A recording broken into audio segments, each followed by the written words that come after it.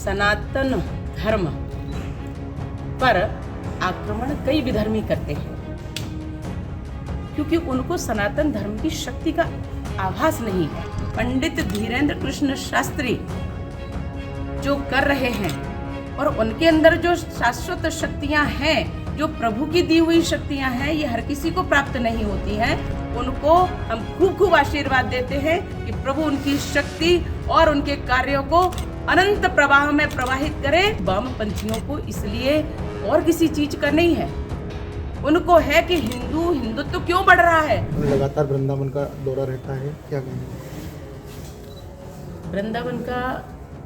वृंदावन में आगमन बिहारी जी के बिना हो ही नहीं सकता। उन्होंने बुलाया और मैं चली आई।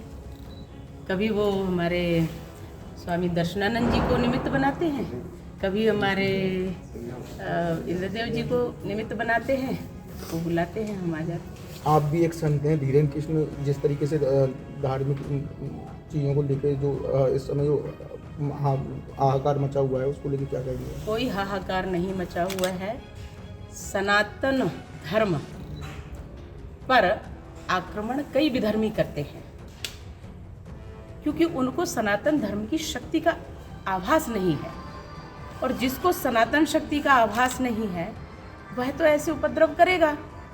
तो वह ऐसे उल्टे सीधे लोग जिनके ना पिंड अच्छा है, ना उनके संस्कार अच्छे हैं, और इसलिए पिछला तो जन्म बिगड़ा ही होगा, इस जन्म में भी मनुष्य का जन्म ले लिया है, लेकिन उनकी आत्मा अभी भी कलुषित है। ऐसे लोग जो तमाम प्रकार की बातें करते हैं, सनातन धर्म कभी भी इससे कोई उसके ऊपर प्रभाव नहीं पड़ने वाला।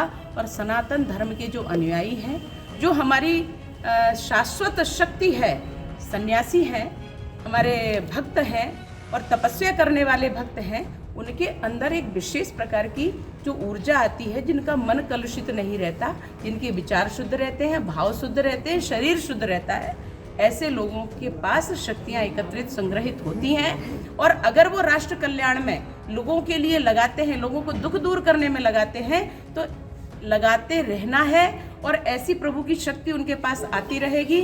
पंडित धीरेन्द्र कृष्ण शास्त्री जो कर रहे हैं और उनके अंदर जो शाश्वत शक्तियां हैं, जो प्रभु की दी हुई शक्तियां हैं, ये हर किसी को प्राप्त नहीं होती हैं। इसको चाहे कोई मॉडर्न भाषा में कुछ भी कह ले, माइंड रीडिंग कह ले या अन्य कुछ और उपाय लेकर के आए, तो माइंड रीडिंग साइंस के अनुसार कहा जा सकता है।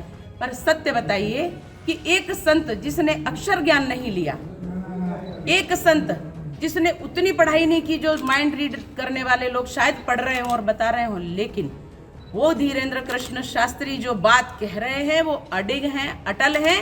किस पर? ईश्वरीय शक्ति पर, हनुमान जी की शक्ति पर। कोई नकार दे अगर हनुमान जी को, तो मैं चैलेंज कर रही हूँ। उन शक्तियों को जो आध्यात्मिक और शाश्वत शक्तियां हैं, उनको अगर कोई नकार दे, इस भारत में नहीं पूरे विश्व में, पूरे विश्व भारत गुरु था उसका, और भारत गुरु आगे भी वैभव, परम वैभव पर भारत माता को पहुंचाकर बनेगा। और इसके श्रेणी में हमारे धीरेन्द्र कृष्ण शास्त्री जो कार्य कर रहे हैं, उनको हम खूब खूब आशीर्वाद देते हैं कि प्रभु उनकी शक्ति और उनके कार्यों को अनंत प्रवाह में प्रवाहित करे और वो निरंतर हमारे राष्ट्र की सेवा करते रहे। दर्द किसी को भी, वामपंथियों को इसलिए और किसी चीज का नहीं है। उनको है कि हिंदुत्व तो क्यों बढ़ रहा है, उनको है कि धर्म क्यों बढ़ रहा है इनके माध्यम से, उनको है कि इनको पूजा क्यों जा रहा है, उनको ये पीड़ा है कि कहीं राष्ट्र परम वैभव पर ना पहुंच जाए। जो हमारा संकल्प है, जो हम पहुंचाने के लिए लगे हैं, चाहे पंडित धीरेन्द्र कृष्ण शास्त्री जी हो और चाहे अखंड भारत के होने के करवाने के प्रणेता हमारे स्वामी श्री राम भद्राचार्य जी महाराज हो, चाहे साध्वी प्रज्ञा सिंह ठाकुर हो, चाहे सनातन धर्म हो, और चाहे हमारा साधु संत हो, जो सनातन धर्म कहेगा करेगा, उसको कभी कोई आंक नहीं सकता। और विधर्मियों की तो दृष्टि होती ही नहीं उस प्रकार की, इसलिए विधर्मी सदैव परास्त होंगे और राष्ट्र हमारा परम तरीके से देखा जा रहा है। स्वामी प्रसाद मौर्य ने रामचरितमानस को लेकर की है, उसके लिए देखिए, मैंने क्या कहा आपको, हर किसी का नाम लेकर के अगर आप कोई प्रश्न करेंगे, मुझे लगता है उत्तर एक में ही समाहित है, ठीक है।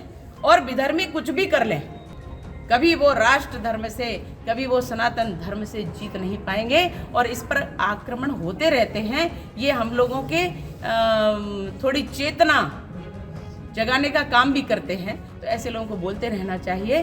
पर ये भारत है, बोलने की स्वतंत्रता सबको है, लेकिन जिस दिन उन्होंने हमारे धर्म पर किसी भी प्रकार का आक्रमण किया, ऐसा जवाब दिया जाएगा कि धरातल नहीं मिलेगा और आसमान भी नहीं मिलेगा।